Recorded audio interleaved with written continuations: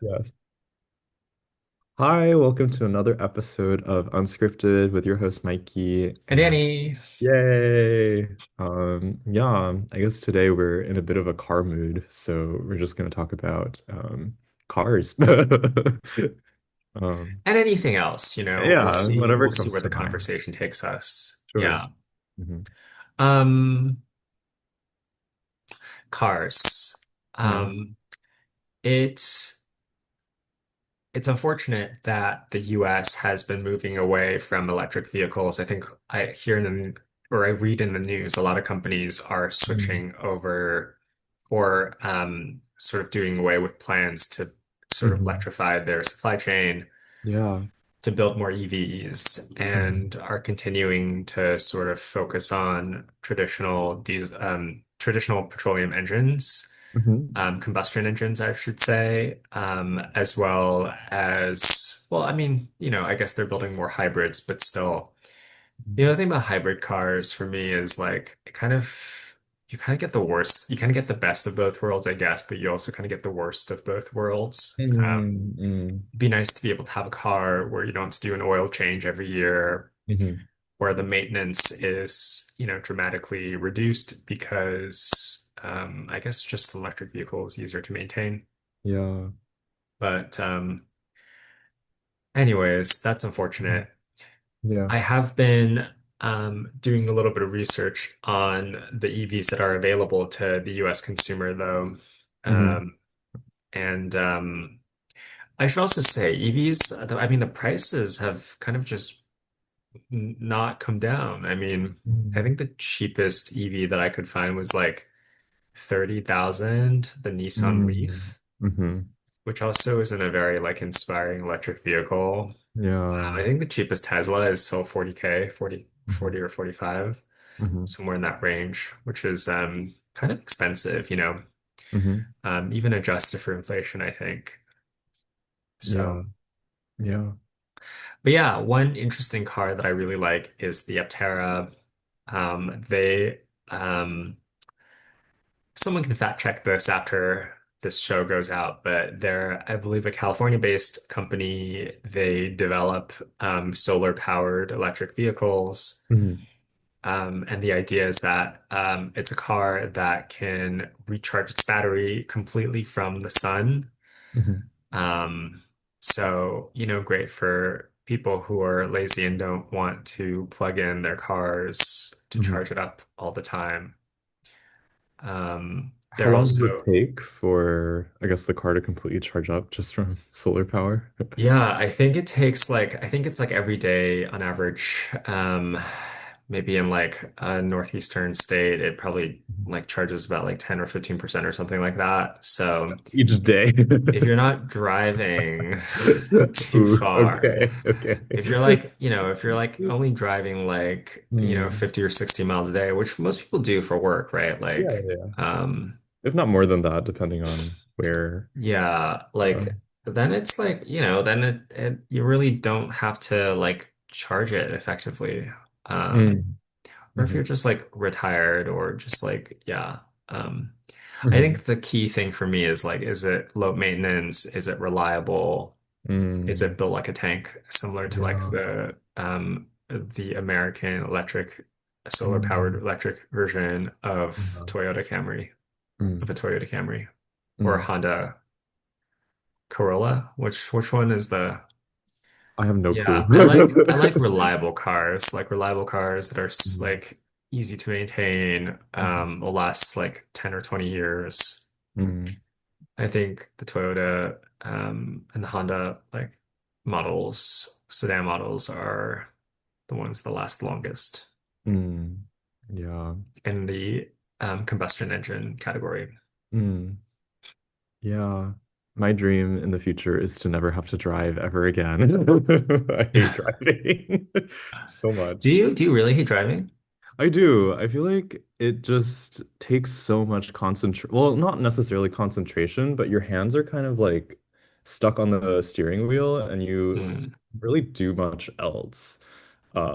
Like other than listen to like music or like a podcast. But you can't Hmm. really like, I don't know, use your hands to do anything other Yeah, than I mean, I feel like a lot of the stuff that we drive for is also kind of, that could be dramatically like yeah. reduced. Like, for example, like running errands, Mhm. going to the grocery store every week. I don't know Mhm. how often people go to grocery stores, but like, do we really need to do we really need to do that? Yeah. I guess I don't know. We It have gives you grocery some sort delivery, of but it's not as like mhm. it's not as widespread and Yeah. well, it's not as affordable as doing it Right. yourself. Right. I think as So, long as like, you have a sense of autonomy and agency while you're, commuting to wherever you need to go, I think it relieves a lot of the insanity of kind of like sitting in a vehicle for really long periods of time, while still having to devote some sort of attention towards, I guess, like getting, you know, to the right destination.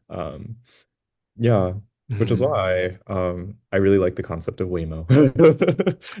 Where you can yeah. Wait, just hold on. Just one last question for go me. ahead. Would you ride in a autonomous vehicle like a robo taxi to Mm. get to the grocery store to get To get, groceries? I feel like for longer haul rides, I think it makes more sense. But if it's like a shorter kind of 5 to 10 minute thing, then I would rather just drive myself there. Uh, Mm, but I guess like the issue is like, at what time of the day are you going and is there enough space for parking? Because parking is one of the biggest nightmares, like mm. of I guess owning a vehicle and having to drive. It's like you just can't. It's always inconvenient when, you're going at peak hours to go grocery shopping or like to an event and you're spending, I don't know, like upwards 20 to 30 minutes just trying to find a spot to park. And then, yeah, it's it's much nicer if you can just have like a drop off, kind of like Uber, but just like it doesn't really depend on a human being to, I guess, like get you there. Yeah, that'd be so nice. Yeah. Just to call like a cab. I think Hmm. there was some estimate where at least Elon Musk had a goal of 20 Hmm. cents per mile for Mm. robo taxis at a certain point once the market's like saturated. Yeah. 20 Yeah. cents a mile is nice. Mm. Um, so like the grocery store for me is like 4 miles. Hmm. It's like 80 cents. Okay. Yeah. Yeah, That's $1.60 back and mhm. forth Yeah. to get groceries. Slightly better than the subway, I guess. But Yeah, slightly better. yeah. I mean, you live in a walkable city, Danny. How is that like? Do you enjoy, I guess, the convenience of No. no, that's surprising. You would I live in a prefer very I don't know, it's a very interesting so there's lots of grocery chains in New York City. Mhm. And I actually don't believe some of the commentators, talking heads who say like, oh, grocery stores are highly competitive in New York City. I would just let's call that out. I'm a very contrarian thinker when it comes to like grocery stores being competitive. I do think the grocery store sort of ecosystem is not as very competitive in the city. And in fact, there's a huge um, range of price points for the same item depending on where you shop. Mhm. I think in New York City and Manhattan, in Midtown in particular, Trader Joe's is probably the most like affordable chain. Mhm. Um, but they're far and few in between. So it is a bit of a walk from where I am to get to a Trader Joe. It's about like 10 to 15 blocks, which is almost a mile away. So it's a bit of a hassle if I want to get cheaper groceries, or I just, go to like a non I don't know what those I would say they're like almost high tier chains, but the quality is terrible. Mhm. So like I'll just say it, like Morton Williams or Gristedes or D'Agostino, I just find that they are not very competitive on pricing, but the Mhm. quality is also not great, but they just happen to Mhm. have a lot of locations in Midtown. And so, Mhm. um, yeah, I do think there is a competitive advantage on location because a lot of people will pay that extra for convenience, but it's also not competitive enough for the quality to improve. So I Mm, do think there are definitely opportunities in mhm. this arena to Yeah. improve both quality and pricing Mm, for a lot of, I don't know, for the next generation of grocery entrepreneurs. yeah. No, for sure. I think, I don't know, at least in Boston, there's like, I guess like Haymarket, which is an area where they sell, I guess like second tier groceries that are about to go bad or like are almost, or like, I guess like fruits and vegetables that don't necessarily look grocery store standard, but are still like super fresh. Is it like Um, Misfit Market? Kind of like that, yeah. Yeah. But I guess it's been in existence for the past 100 years, and Mhm. you can get like, I don't know, 7 eggplants for like $1 or something like that. Wow. So I guess there are some solutions with the issue of what is it, like food waste, and because it's like, why are groceries so expensive when there's so much food being wasted? Like, I think about that sometimes. Yeah, that is very strange. I mean, they Right? have to make a market, and Yeah. it always annoys me that, you have these supermarket chains in New York City, which is one of the most expensive cities to live in, Mhm. and there's like not very much foot traffic. I mean, you Mhm. know that their performance probably is not great, but they're able to Yeah. sustain themselves just Yeah. barely year after year. These like effectively zombie grocery chains. Hmm. I do wish there was more, I don't know, some kind of like oversight or regulatory intervention in some of these markets. I do think it could help um, I don't think it's fully efficient. I don't think just because No. it's New York City, it is efficient. Yeah, there's I don't believe in the whole efficient market No. hypothesis when it comes to this particular subsector. Um, Yeah. It's efficient for generating profit, but not necessarily efficient for distribution and I guess but I getting the don't even goods. think they're profitable. Like, I Yeah. would love to see the balance Mm. sheets of these particular stores and just see Mm. like how profitable are they? I mean, the quality is so poor and the Mm. I don't know. I don't I'm not Mm. sure. Yeah, it Mm. just doesn't seem like they are the kind of businesses that are like thriving and Mm. growing and innovating. Mm. Yeah. So Mm. Yeah. I mean, Trader Joe's is great, but Yeah. they also need to open more stores, and I guess for whatever strategic reasons they can't. Mm. For sure. But yeah, I don't I know. heard Whole Foods is doing this whole new thing where they're starting like quick walk-in, like very like mini grocery stores. They're Hmm. designed with products that, people need on an everyday basis Hmm. that they can come in, quickly grab and leave, kind of like bodegas, but they have greater scale so they can compete on price much Mm. better. Hmm. So I'm curious to see if that can Yeah. be implemented. Mm. For Yeah, sure. Whole Foods and Trader Joe's, if you're watching this podcast, please open more stores in Murray Hill. Mhm. Oh dear.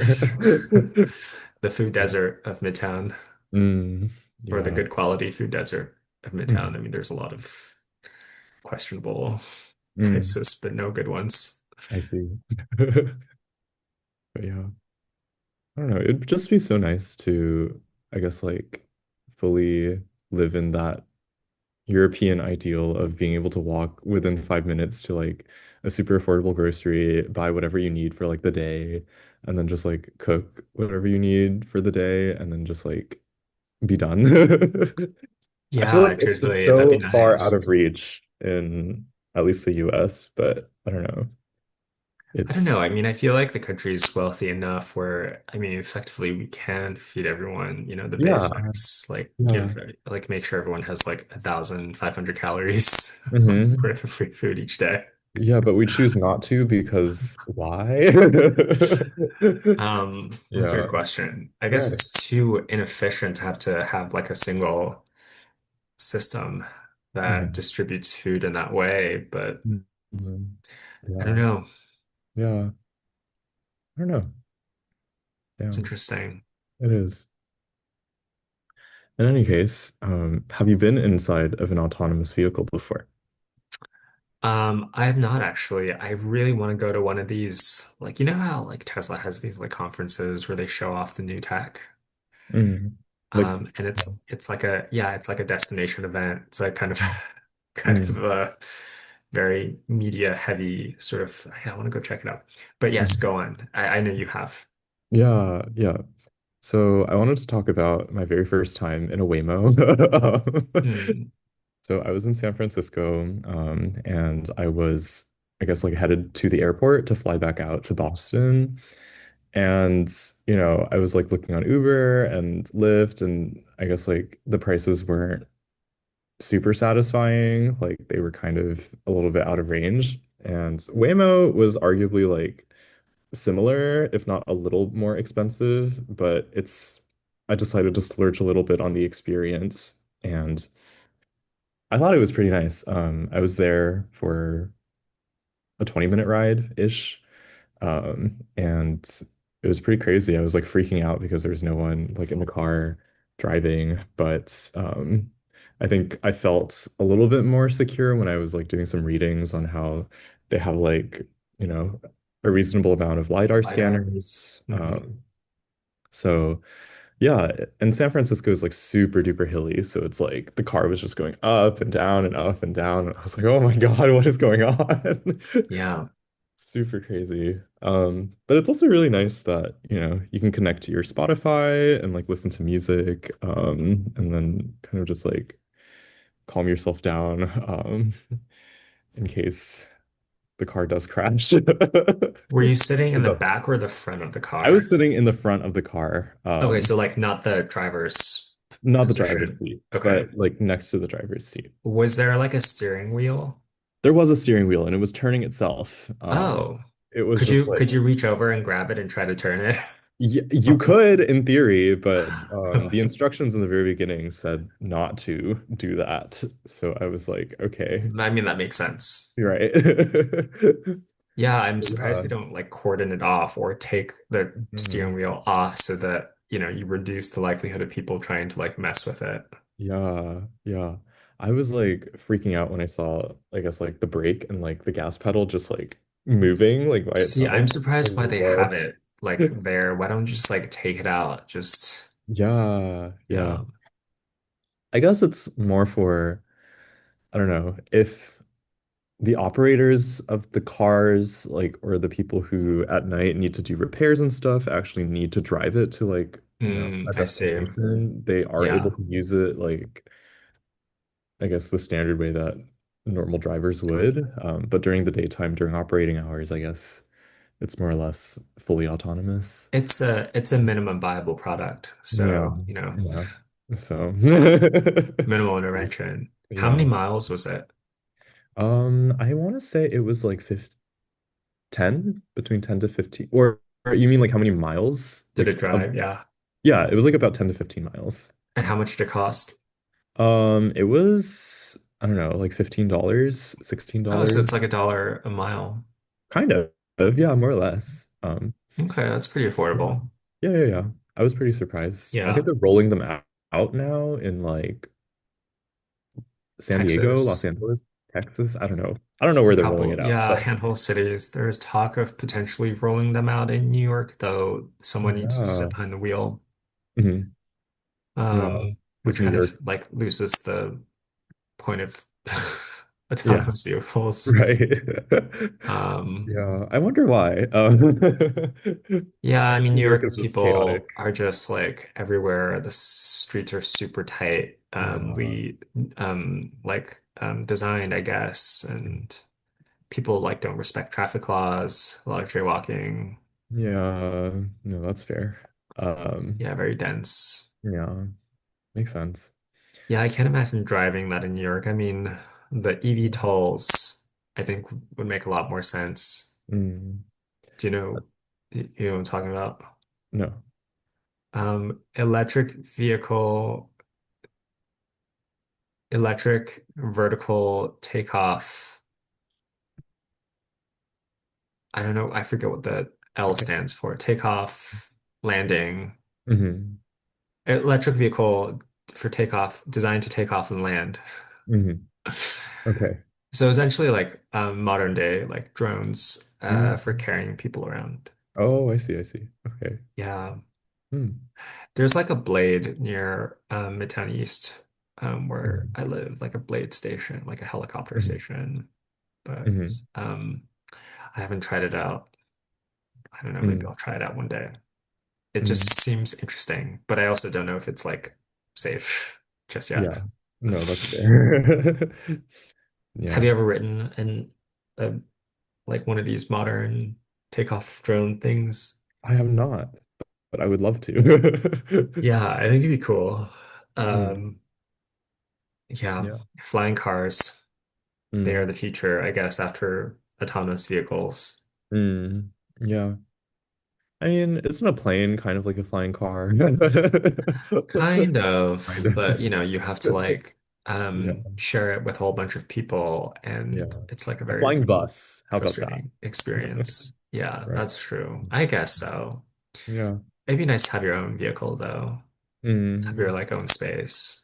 Yeah. Did you read recently? I don't know if it's happening soon, but some airlines are thinking about doing away with seating in coach and just having people stand, like a standing Oh. area in coach.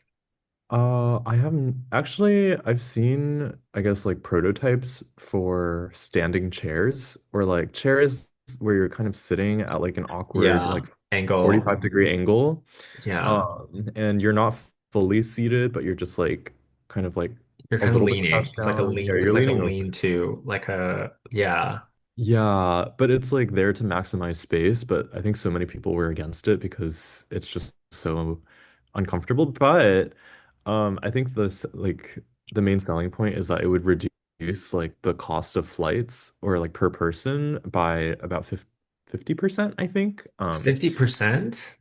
Yeah, because they could double the amount of passengers sitting in the, I guess, like coach seating area, which I I guess feel like we'll wouldn't end up be as doing big of a 30% because it's like, oh, we need to make a profit off right, of this. right.